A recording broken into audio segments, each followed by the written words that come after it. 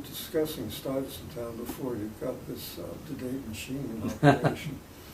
And it's interesting that the issue has surfaced again now when it became prominent at the end of the war and immediately after the war.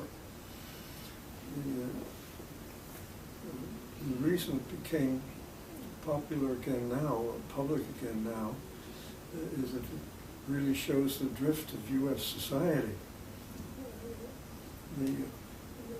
The Stuyvesant Town was originally erected as part of what they call a slum clearance project, which is the polite way of referring to poor people's clearance.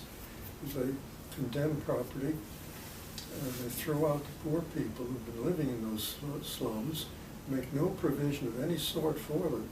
They just get squeezed more tightly into other slums and build buildings which in the Stuyvesant Town case were oriented toward professionals, teachers, doctors, lawyers, and so on, people who were regarded as going to have stable incomes and who were going to be in large numbers as the veterans came back from the war. New York City adopted its, or used its right of eminent domain to kick the people out and make way for the destruction of those slums, and made enormous other gifts to the Metropolitan Life Insurance Company, which was the owner. For example, they guaranteed there would be no increase in the tax rate, property rates, for that area for 25 years. That was a grant of something like $100 million. That wasn't just peanuts, which the city was not going to collect in taxes from what was at that time, I think, the largest aggregate of capital in the country. They had about $13 billion in assets.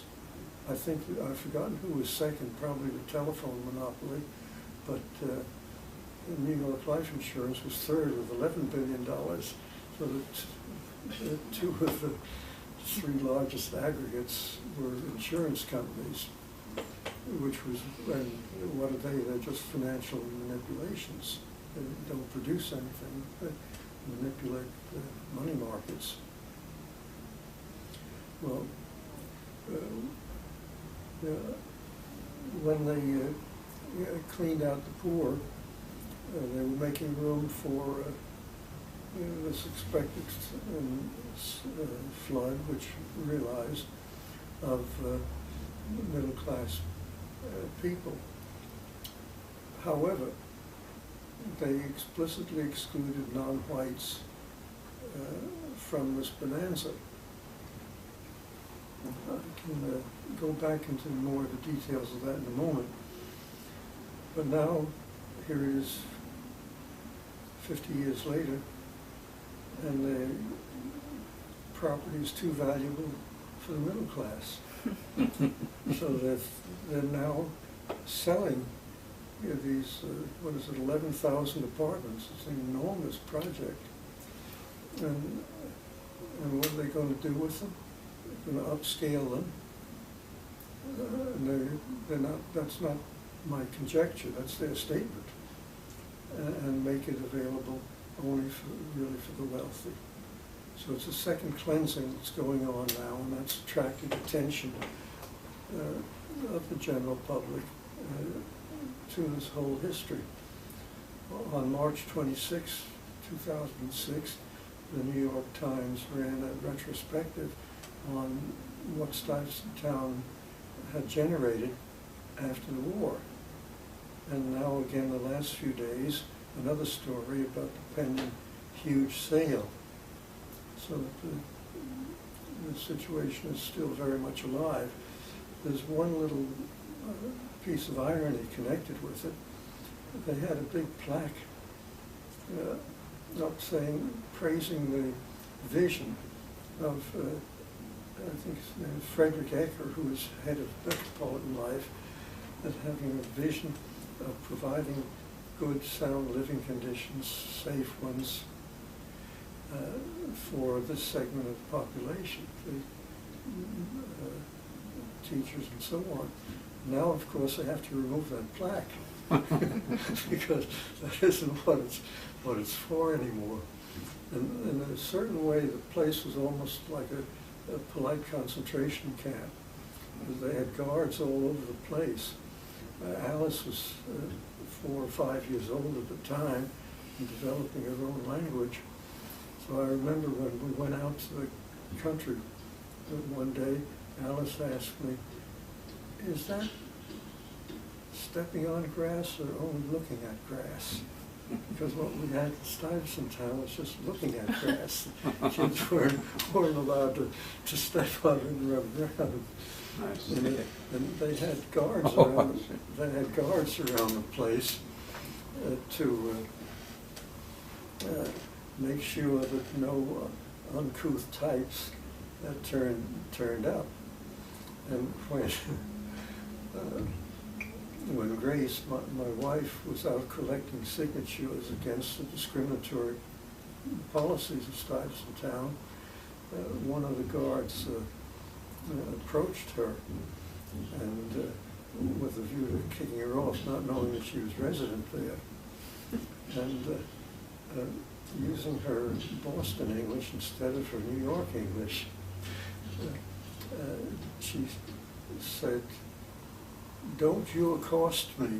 Of course, in New York, that had a different meaning, and the guy just fled. You know, he saw himself getting arrested for this. Well, there were a number of little episodes of that kind. But one of the reasons that Stuyvesant Town became so prominent from the very beginning was that Metropolitan had made no bones about it. No non-white applications accepted. Now, they could have accepted all kinds of applications and still kept it all white. Because they closed the books for the 11,000 apartments when they had 100,000 white applicants.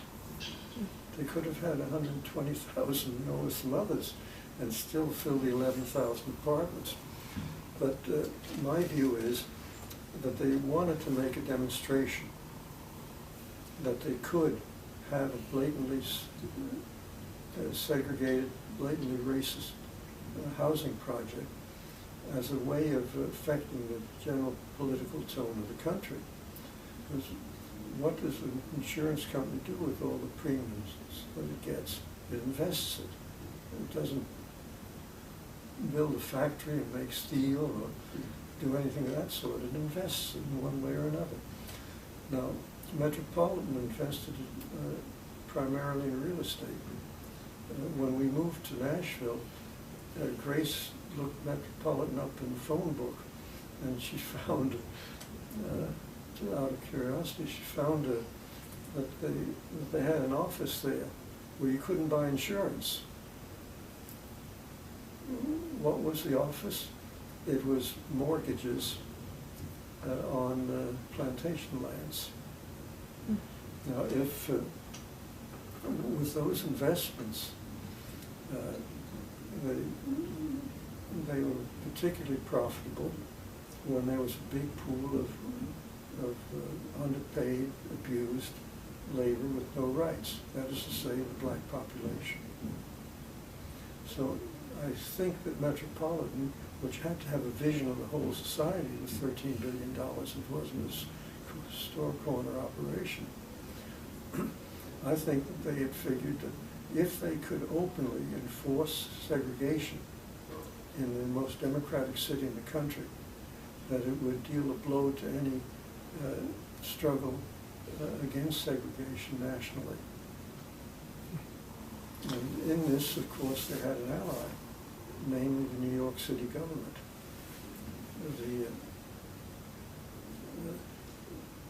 When they announced this policy, a number of lawsuits were instituted. The NAACP, American Jewish Congress, Ethical Cultural Society, and so on, went to court. This was before there were any occupants while the building was still under construction. probably even before they had applicants, because the vets weren't home yet. And this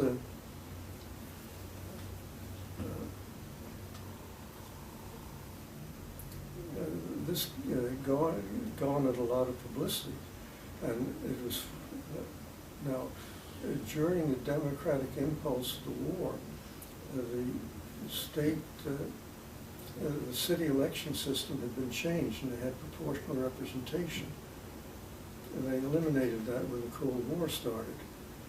But they had proportional representation, which meant that there was a left representation on the city council.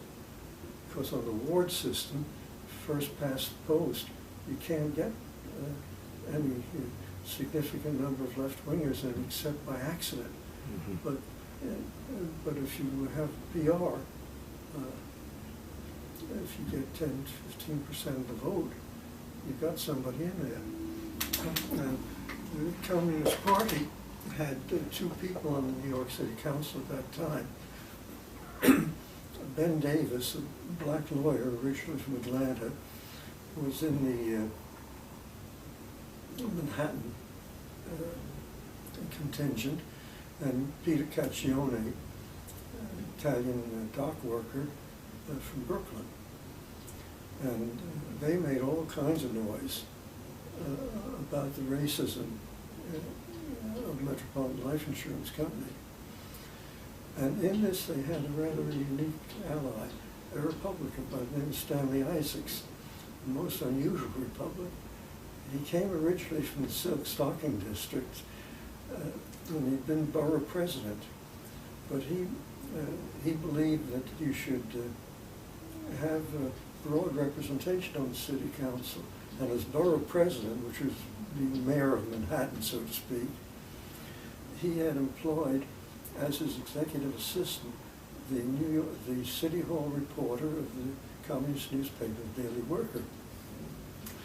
And as a result of that, of course, the Republicans were anxious to dump him, which they did as borough president. But he had sufficient following that he got elected as an ordinary councilman to city council. So the first bill introduced against discrimination in housing had the sponsorship of a Republican and a communist. It was the Isaacs Davis bill. Right. Well, do you want to speak about your role a little bit? Okay. Well, the lawsuits which I mentioned were all lost. The courts held that a landlord could choose tenants on whatever base they want, even if it was discriminatory. Because Metropolitan was open in this. They said they were going to take only whites. They said that in the lawsuits and so on. So the lawsuits had chiefly the value of keeping the issue public. Everything was lost. But with the loss of the lawsuits, then the ball passed on to the political arena, in which Davis and Isaacs had been very busy. But as tenants moved in, we among them,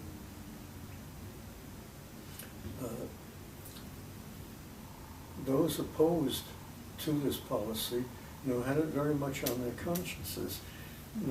It's like you're living in an apartment which really isn't yours. It's yours because somebody who needed it and deserved it more was black and therefore couldn't have it. So while it was hopeless to boycott the place, as I said, they closed the books of 100,000. They could have had more than that. But you couldn't just go in there and accept everything which was stolen from other people, so to speak. So as people came to know one another, what to do about it. One of the women who was interested, incidentally, she's still living, I heard from her very recently, because she was vacationing in the same town where my younger sister Judith was, and they got acquainted, and by accident, and Judith saw that we got reacquainted. She was a marketing specialist, and what she did was devise a survey to try to test the waters. How did the tenants in general feel about it?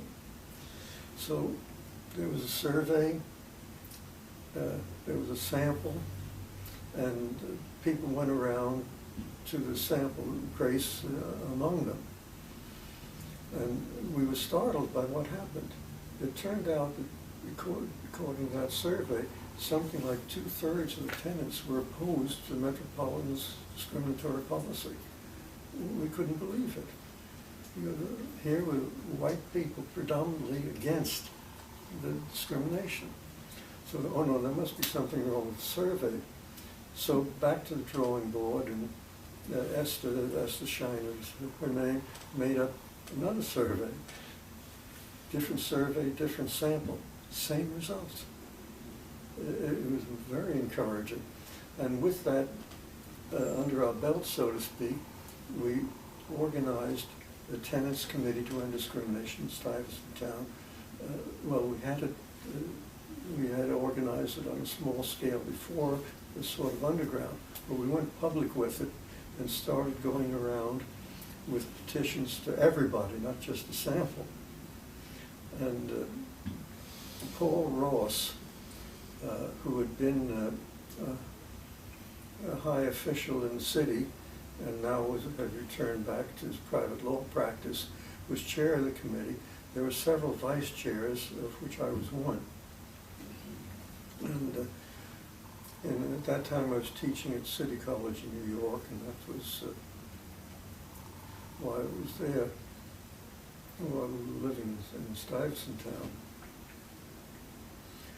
And we felt that some dramatic episodes were needed for this, to keep the issue going. One was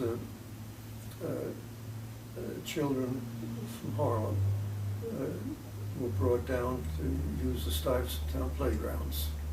So there were black present there. And then Jesse Kessler, who was a business agent for the Warehousemen's Union, Local 1119, was living, he was somehow or other, had a 2 months vacation one summer, and he invited a black family, Hardine and Redfield Hendricks, and their little boy, who was actually the same age as Alice, to occupy their apartment while they were away as guests. They weren't, there was no subletting. So that attracted some attention. Now, then I was recommended for promotion at City College, but instead was fired. No charges against me. In those days, non-tenured people had no rights of any sort. And we've got nothing against them, we just don't want them here. And, well, I needed another job. Well, I got one at Penn State, which